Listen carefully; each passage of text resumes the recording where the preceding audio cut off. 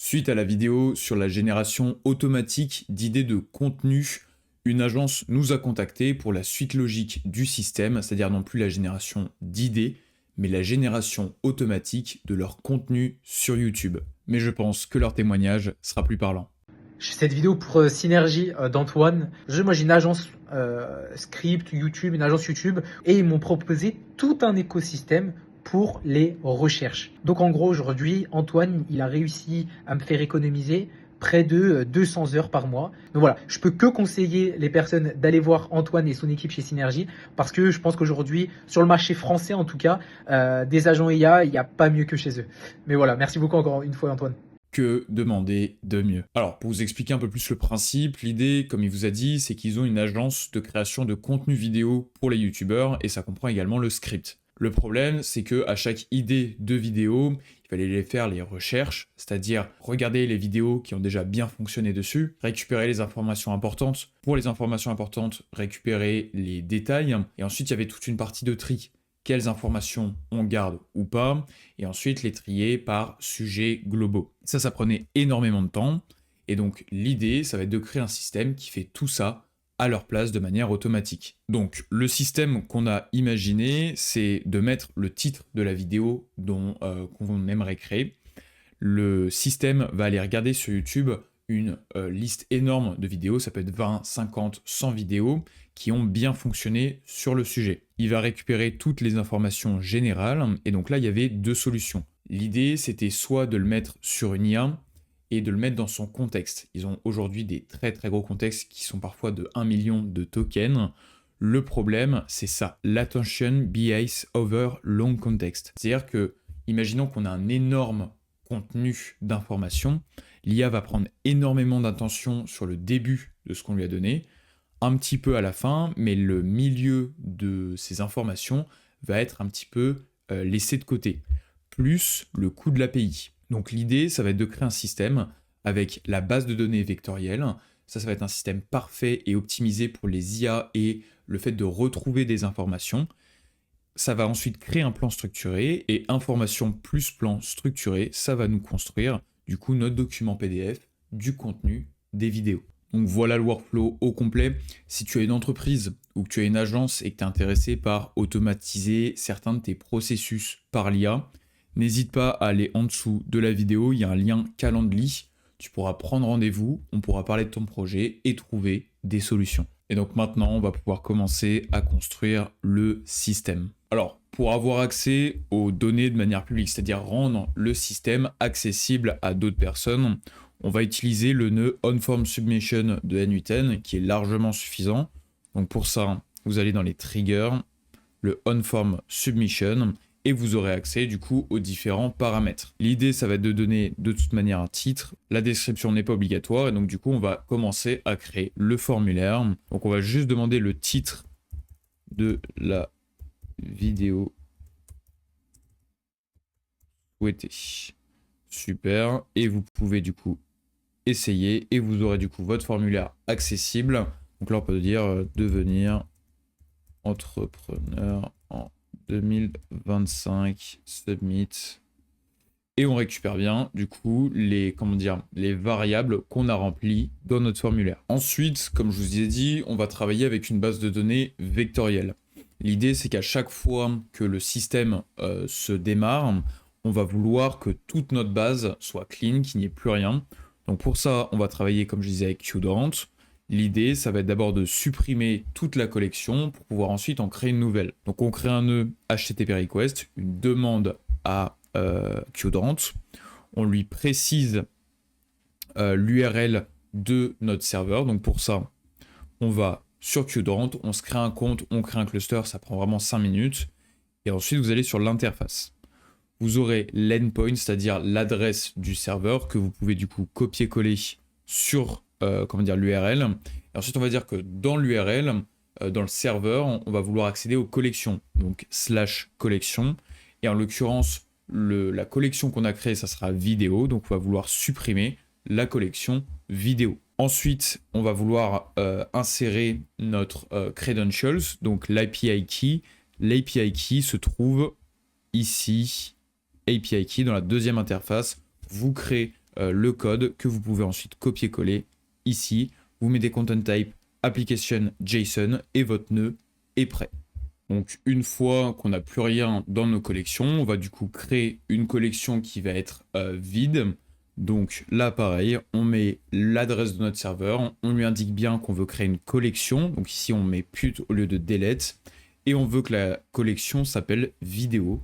On met pareil nos credentials, l'API key, le content type JSON. Et ici, on va préciser que notre base de données va avoir comme paramètre une size 1536. Ça, c'est parfait du coup pour les embeddings d'OpenAI.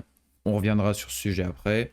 Et enfin, la distance cosine. Ça n'a pas la peine de rentrer plus longtemps là-dedans. Ça va être pour calculer la distance entre un prompt et les informations.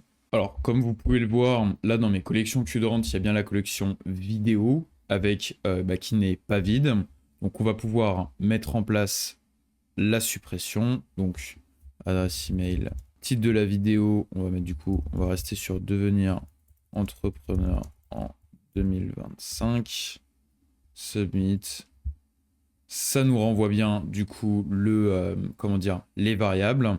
Le no limit, ça nous supprime la collection et donc normalement on rafraîchit et plus aucune collection est présente. On va donc pouvoir en créer une nouvelle. Pour ça, on peut jouer sur ce nœud et ici on rafraîchit une deuxième fois et on a bien la collection vidéo qui est cette fois-ci vide. Alors pour éviter d'avoir à faire tourner le système à chaque fois, on peut pin la data, c'est-à-dire qu'elle sera enregistrée. Donc vous sélectionnez tous vos nœuds que vous voulez pin et vous appuyez sur P et comme ça tout est enregistré. Ok, ensuite on va vouloir du coup enrichir cette base de données vectorielle.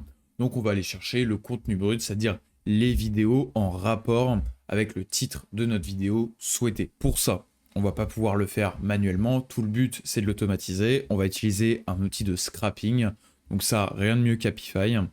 Donc on va utiliser un nœud HTTP request, c'est-à-dire une demande vers Apify de nous scroller les vidéos. Donc une fois que vous avez créé votre compte Apify, vous allez vous retrouver sur cette interface-là et vous allez chercher le scrapper YouTube Scrapper. Donc, vous allez voir, c'est rien. Pour 1000 vidéos scrappées, c'est seulement 5$. Sachant que pour une bonne vidéo bien enrichie, 50 suffit amplement. 100, vous avez vraiment tous les détails possibles. Et donc ensuite, on va vouloir paramétrer chacune des variables. Donc là, par exemple, j'ai dit que le nombre maximum de recherche, c'est le nombre de vidéos qui va me retourner. Ça va être 50. On va lui donner du coup le titre de la vidéo, ça s'appelle la query, c'est-à-dire ce qu'il va devoir rechercher sur YouTube pour récupérer ses résultats. Donc là, j'ai mis un titre précis. L'idée, ça va être d'en faire une variable dynamique. Et pour pouvoir du coup récupérer le contenu, c'est-à-dire qu'est-ce qui est dit dans la vidéo, on va prendre ce paramètre-là et on va dire de download les subtitles, donc les sous-titres, c'est-à-dire tout ce qui va être dit, et récupérer ça dans une certaine variable. Ok, donc du coup, une fois que vous avez paramétré manuellement toutes ces variables, vous allez pouvoir aller récupérer le fichier JSON que vous allez pouvoir faire CTRL-A, CTRL-C et que vous allez pouvoir copier-coller dans le body de votre nœud HTTP request. Alors, je vous ai copié-collé de manière brute sur un autre nœud HTTP request. Là, vous voyez bien que la search query, c'est-à-dire ce qui va aller rechercher, c'est fixe. Donc, pour ça, là, on va prendre l'exemple ici. Dans votre expression, et au lieu d'avoir quelque chose de fixe, on va aller récupérer dans onForm submission et du coup il va aller chercher le titre de la vidéo souhaitée, vous drag and drop et ça va faire quelque chose de dynamique. Pour l'URL du nœud HTTP request, pour ça il faudra aller dans intégration, vous allez tout en bas dans use API endpoint et vous récupérez l'URL ici run actor synchronously and get datasets item. Donc vous copiez-collez l'endpoint que vous pouvez mettre dans l'URL. Ok, et donc on peut lancer le nœud qui va tourner ici, et lorsqu'on va sur YouTube Scrapper, qu'on va dans Runs, on a bien du coup notre crawler qui va commencer à chercher les différentes vidéos. Ok, le crawler a fini, donc vous voyez ça a coûté seulement 25 centimes, et si on retourne sur notre système, on a bien du coup nos 50 éléments, c'est-à-dire nos 50 vidéos YouTube qui ont été retournées. Vous allez voir, il y a plein de variables, on va regarder ça tout de suite après. Alors là, pareil, l'idée c'est pas de refaire tourner le système à chaque fois, donc on peut pin la data ici, comme ça on n'aura pas besoin de refaire tourner Happify à chaque fois. Alors ensuite le but ça va être du coup d'analyser chacune des vidéos une à une, donc on pourrait garder ça sur le même système et faire ça du coup à la suite. Le problème c'est que c'est pas du tout efficace et quand on traite 50 vidéos on veut que ça aille plus vite. Donc l'idée ça va être de traiter toutes les vidéos en parallèle, comme ça imaginons qu'un temps de traitement ce soit 10 secondes, au lieu que ça prenne 50 fois 10 secondes, ça va prendre un peu plus que 10, mais disons 20, 30, 40 secondes, pas plus. Donc pour ça, on va utiliser le nœud loop over item, c'est-à-dire pour chaque item, on va le prendre indépendamment et on va l'envoyer dans un sous-workflow, ici, qui va du coup le traiter. Et donc, on va pas attendre que ce workflow soit terminé pour l'objet précédent. On va tous les envoyer par la suite et donc ce workflow va s'activer 50 fois en même temps. Alors, on peut tester pour un item. Ici. Voilà, ça nous l'a bien envoyé. On va aller le récupérer ici. Donc voilà, en 46 secondes, on a notre workflow qui a été activé et qui a fini. Donc là, le temps, c'est un peu relatif en fonction des modèles que vous utilisez d'intelligence artificielle. Mais voilà, on est sur un temps approximatif de 46 secondes. Imaginez-vous bien, c'est-à-dire que les 50 vont être réalisés en 46 secondes, alors que sinon, il faudrait faire ça 50 fois. Donc, on va copier ça sur l'éditeur pour pouvoir voir comment ça fonctionne. Le nœud when executed by another workflow va récupérer du coup un des objets, donc une des vidéos. Et l'idée, c'est de prendre en compte le fait que dans les recherches YouTube, vous allez avoir des vidéos qui seront hyper pertinentes, d'autres qui le seront moins. Donc on va vouloir trier d'abord et garder seulement celles qui seront très pertinentes pour le rapport du contenu brut. Donc pour ça, on utilise un agent IA qui va récupérer à la fois le titre de la vidéo souhaitée, à la fois le contenu de la vidéo qui sera brut et le titre. Et l'idée, ça va être de lui donner comme instruction le fait de dire fait une sorte de, de comparatif entre le titre de la vidéo souhaitée et le titre de la vidéo et son contenu pour voir sur une échelle, vous pouvez choisir, j'ai choisi de 1 à 4, à quel point ça concorde. Et pour chacune des vidéos qui va tourner, ça va nous créer un record, donc c'est-à-dire une ligne sur notre base de données. Alors ce sera sur Airtable. Voilà, donc on peut voir que chacun des champs a été rempli. Et là en l'occurrence le scoring est de 3. Alors ça a de 1 absolument aucune similarité, à 4, donc 3 c'est suffisant. Et on va avoir le scoring, la justification du scoring, le contenu brut et le résumé. Donc ça veut dire qu'on va avoir un tableau avec nos 50 vidéos qui vont être bien enrichies avec leurs informations qui leur sont propres et leur scoring. Et on va vérifier du coup avec ce nœud if toutes les vidéos qui auront un score supérieur ou égal à 2.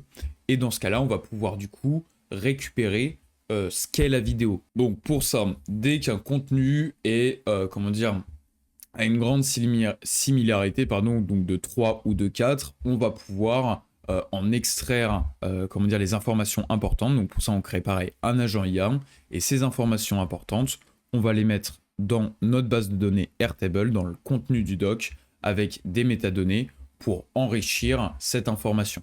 Donc on peut lancer le système pour les 50 vidéos et ici on va pouvoir voir qu'au fur et à mesure, les vidéos vont arriver pour être traitées et dans notre base de données, les différentes vidéos vont être triées et scorées en fonction de leur contenu. Et voilà, à la fin on a bien nos vidéos qui ont été traitées. Seulement ceux qui ont un scoring de 3 ou de 4 ont eu un contenu utilisable par l'IA qui a été créé.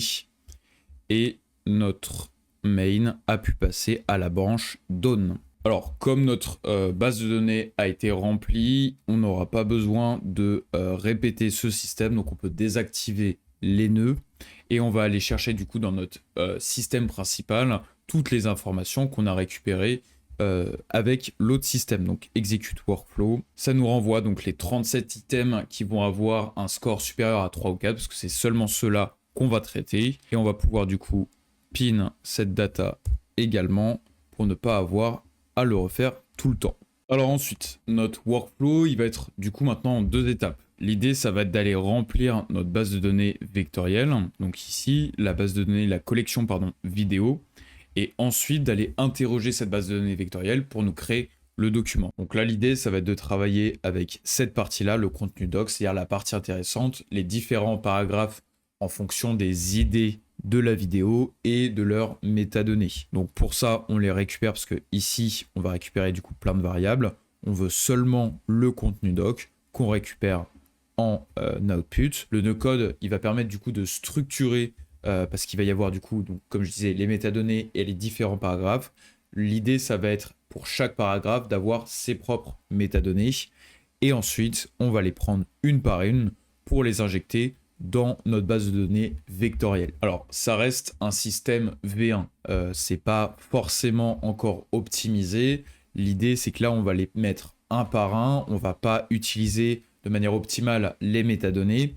L'idée, ça va être d'utiliser la fonction de batch, c'est-à-dire au lieu de les mettre une à une, on va faire, un groupe de paragraphes qu'on va envoyer et du coup, ça prendra moins de temps.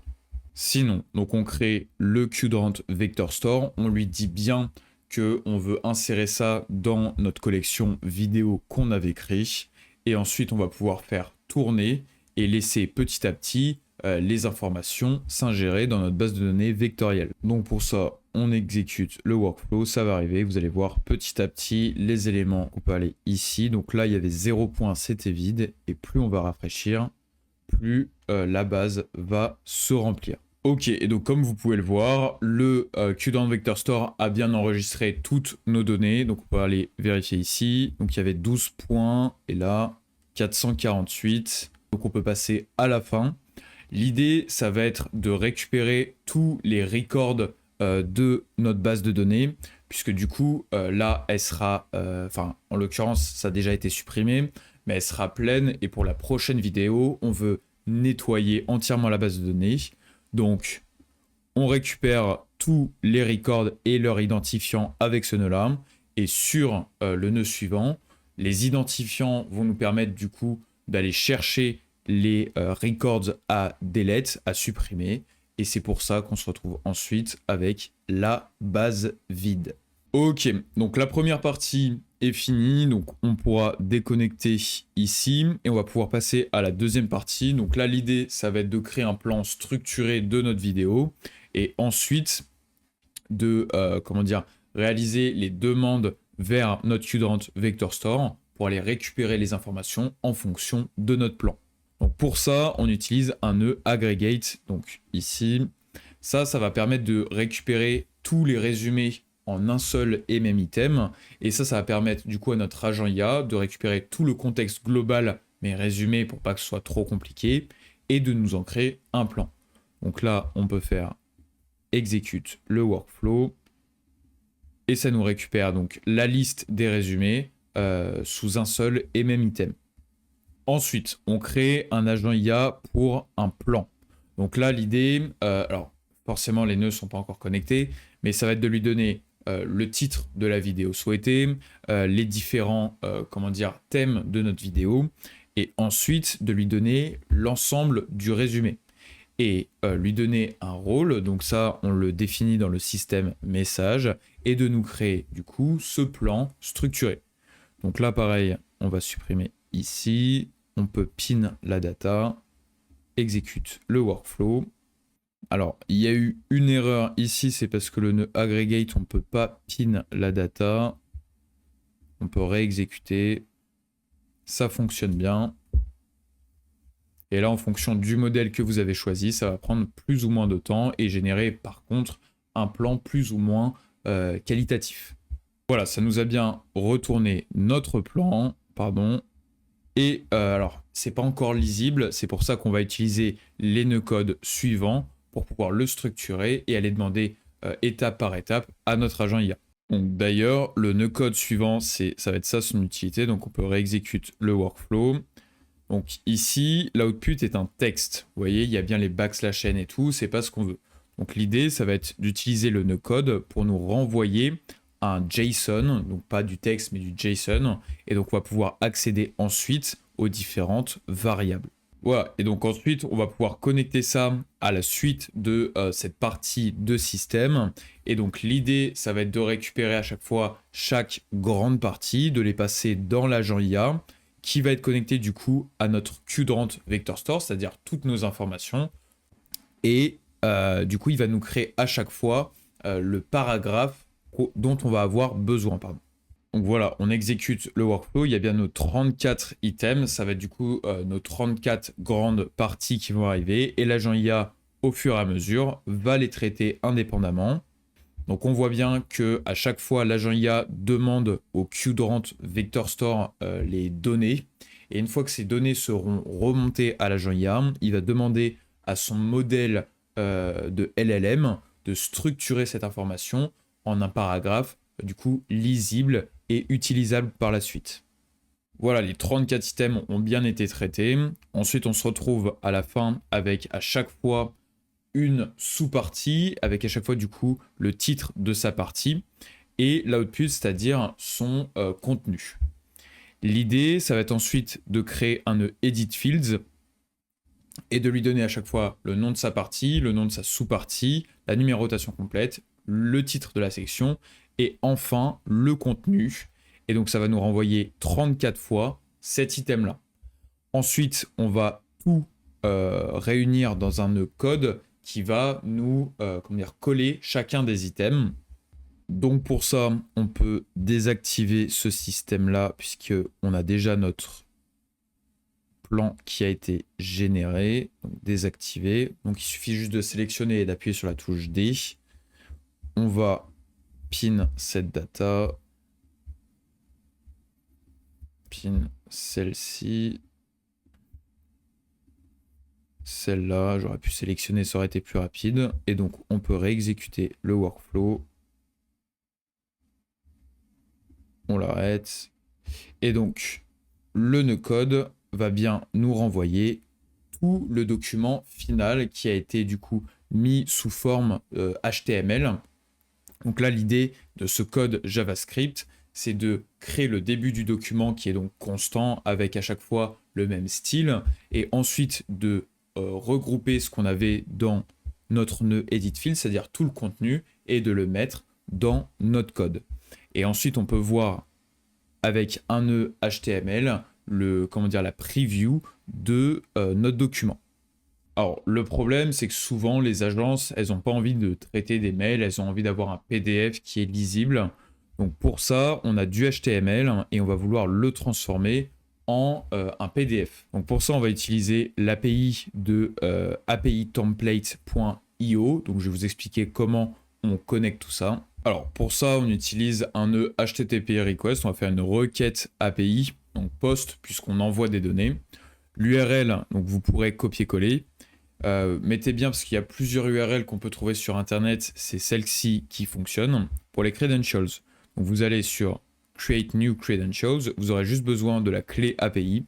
Pour ça, vous créez un compte et ensuite, alors je ne peux pas cliquer parce que ça va montrer la clé API, vous cliquez ici, vous aurez votre clé disponible à copier-coller et vous avez juste à la mettre ici. Ensuite, vous allez dans le body et ici, vous allez utiliser les fields below. Souvent, on utilise le JSON.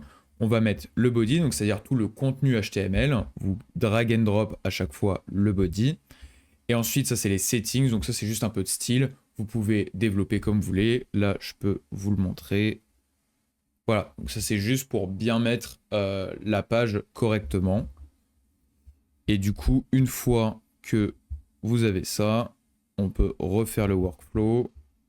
Ça va faire la demande. Là, ça va nous envoyer du coup un lien de téléchargement. Donc, il va falloir faire une deuxième requête HTTP pour pouvoir aller récupérer ce document. Donc, on peut pin la data également. Ça, pareil. Et donc là, il suffit de get parce qu'on va aller récupérer sur un lien l'image, le PDF qui a été créé. Donc ça, il suffit de drag and drop l'URL, le download URL.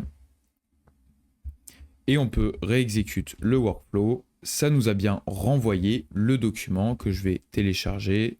Et voilà, on a bien le document qui a été téléchargé. Alors là, il est disponible sur le serveur N8N. L'idée, ça va être de nous l'envoyer par mail.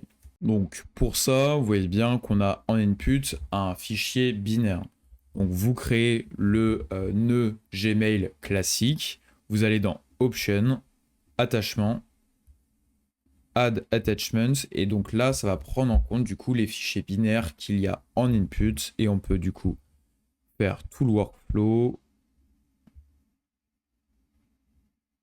et ça nous a bien envoyé le mail. On va aller sur notre boîte mail et voilà, on a bien le PDF du coup de 26 pages de contenu brut qu'on va pouvoir ensuite alors soit créer un autre système pour créer le contenu du coup net de la vidéo avec du script writing et du copywriting, soit du coup avoir toutes les informations à envoyer à un scriptwriter.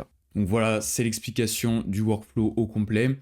Je répète, c'est une explication qui est générale. Si vous avez des questions, n'hésitez pas à les poser dans les commentaires et merci d'avoir regardé la vidéo.